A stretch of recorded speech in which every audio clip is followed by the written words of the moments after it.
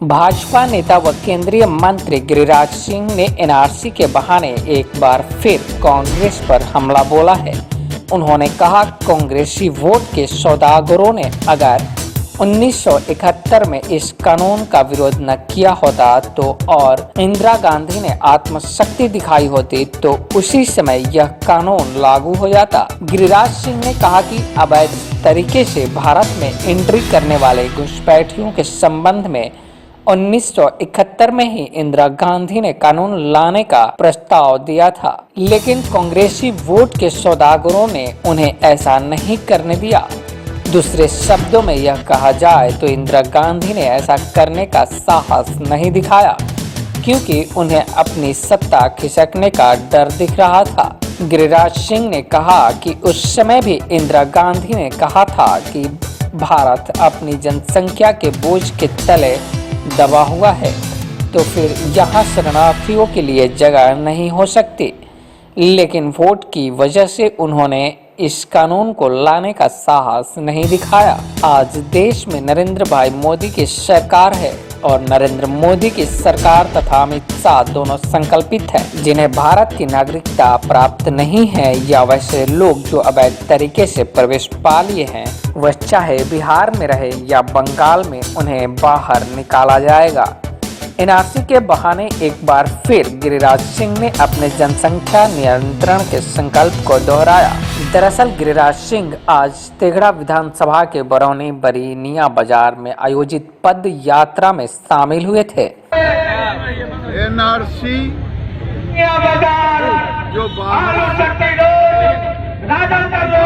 लोग आए हैं, 1971 में श्रीमती इंदिरा गांधी ने भी कहा था कि हम अपनी जनसंख्या के बोझ को नहीं उठा पा रहे हैं, लेकिन वो राजनीतिक कारणों से वोट के सौदागर के आगे घुटना टेक दिया, जिसके कारण 1971 में नहीं लागू हो पाया और इच्छा शक्ति की कमी थी। आज नरेंद्र मोदी की सरकार ने इस काम को आगे बढ़ के किया है। अमित शाह, नरेंद्र मोदी को कोटि से धन्यवाद। कोई जो भारत का रहने वाला नहीं है, घुसपैठी है, वो बच नहीं पाएगा, चाहे बिहार हो या बंगाल या देश के। कल की यात्रा गांधी के सिद्धांतों पर आधारित है। गांधी के संदेशों को लेकर के प्रधानमंत्री ने इसकी शुरुआत की है और वो देश में जो देश को एक खुशहाल बनाना चाहते हैं, गांधी का सपना था, वो मोदी आज स्वच्छता को लेकर के, पर्यावरण को लेकर के, जल को लेकर के, सिंगल पॉलिथीन को लेकर के और साथ ही साथ जनसंख्या नियंत्रण कानून को लेकर के जन जागरण करने का विपक्षना चाहेंगे। हम किसी को भंजाते नहीं, हम जनता को जगाते हैं और जनता को जो अच्छा लगता है जग करके वही संदेश समाज में।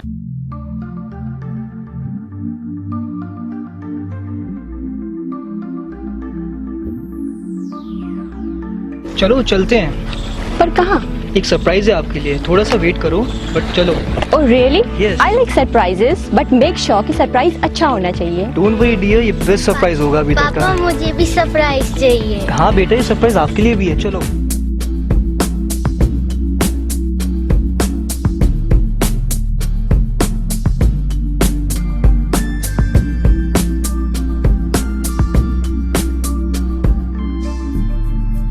बताओ कैसा लगा? It's so beautiful, amazing. By the way, किसका घर है? ये हमारा पैनोरमा, हमारे सपनों का घर है। वाह, हमारे सपनों का घर है। पर क्या हम इसे अफोर्ड कर पाएंगे? Hello sir, hello ma'am. Panorama township की यही खासियत है कि ये बिल्कुल ही अफोर्डेबल है। इसके साथ साथ यहाँ मेट्रो सिटी की तरह सारी अमेनिटीज भी हैं, जैसे कि parking space, temple, club house and many more. सबका सपना घर हो अपना। पैनोरमा।